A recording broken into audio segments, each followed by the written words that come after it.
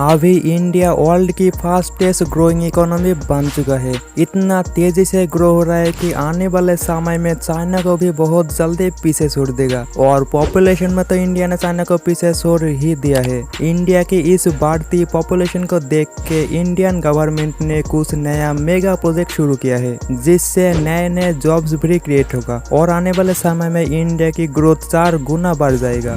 आज की इस वीडियो के अंदर हम इंडिया की न्यू मेगा प्रोजेक्ट के अंदर टॉप 5 मेगा प्रोजेक्ट के बारे में जानेंगे, जो कंप्लीट हो जाने के बाद इंडियन इकोनॉमी को 10 ट्रिलियन बनने में ज्यादा समय ही नहीं लगेगा।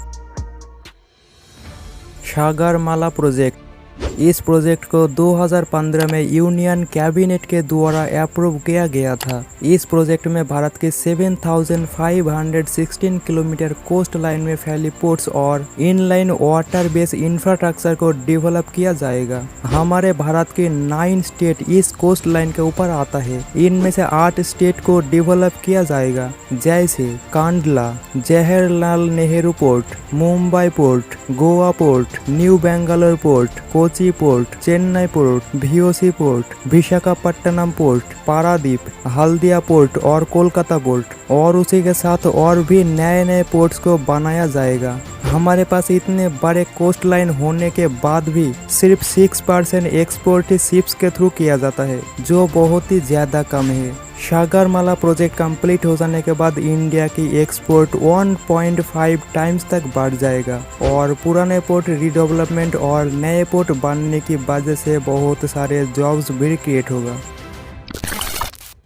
भारतमाला परियोजना प्रोजेक्ट।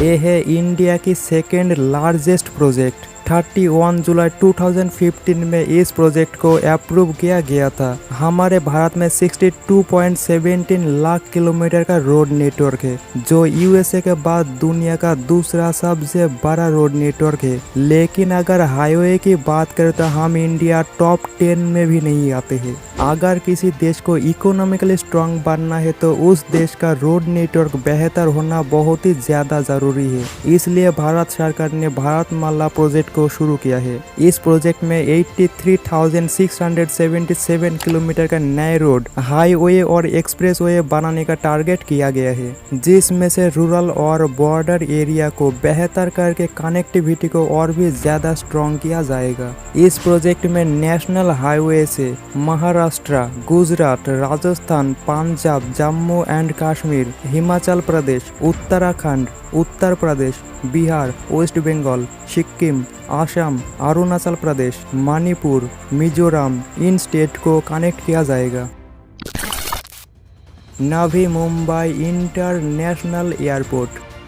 हमारे इंडिया की फाइनेंशियल कैपिटल है मुंबई। देश की GDP में भी मुंबई का बहुत बड़ा हाथ है। ऐसे शहर का सिर्फ डोमेस्टिक ही नहीं, इंटरनेशनल कनेक्टिविटी भी बेहतर होना बहुत जरूरी है। छत्रपति शिवाजी महाराज इंटरनेशनल एयरपोर्ट न सिर्फ देश की मेजर सिटी के साथ बल्कि इंटरनेशनली भी बहुत अच्छे से कनेक्ट करते हैं। ये देश की दूसरी और वर्ल्ड की 14 बिजिएस्ट एयरपोर्ट है। इसलिए इस एयरपोर्ट के अंदर बहुत ही ज्यादा ट्रैफिक होने की वजह से नवी मुंबई में और एक नया इंटरनेशनल एयरपोर्ट बनाने का काम शुरू किया गया है। इस प्रोजेक्ट का काम ऑफिशियली शुरू हुआ था 2021 को और एंडिंग टाइम 2024 तक बताया गया है। इस एयरपोर्ट को बनाने में 16,700 करोड़ रुपया का लागत आएगा। शिवाजी छत्रपति इंटरनेशनल एयरपोर्ट से इस एयरपोर्ट को मेट्रो के मदद से भी कनेक्ट किया जाएगा। छत्रपति शिवाजी इंटरनेशनल एयरपोर्ट का सालाना पैसेंजर कैपेसिटी है 55 मिलियन, लेकिन इस नए एयरपोर्ट का पैसेंजर कैपेसिटी होगा 90 मिलियन।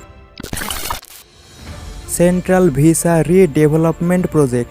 10 दिसंबर 2020 को इस प्रोजेक्ट को शुरू किया गया था। इस प्रोजेक्ट में इंडियन गवर्नमेंट की पार्लियामेंट को नए तरीके से बनाया जाएगा, यानी कि राष्ट्रपति भवन से इंडिया गेट तक रीडेवलपमेंट किया जाएगा। इसके अंदर north block, south block, parliament, president house, Rashtrapati Bhavan सब कुछ नए तरीके से बनाया जाएगा। नए बिल्डिंग को पुराने बिल्डिंग के बाजू में ही बनाया जाएगा। इन बिल्डिंग को बनाने में लगभग लगभग 971 करोड़ रुपया का खर्चा आएगा और पूरी प्रोजेक्ट को कंप्लीट करने में लगभग 20,000 करोड़ रुपया का लागत आएगा।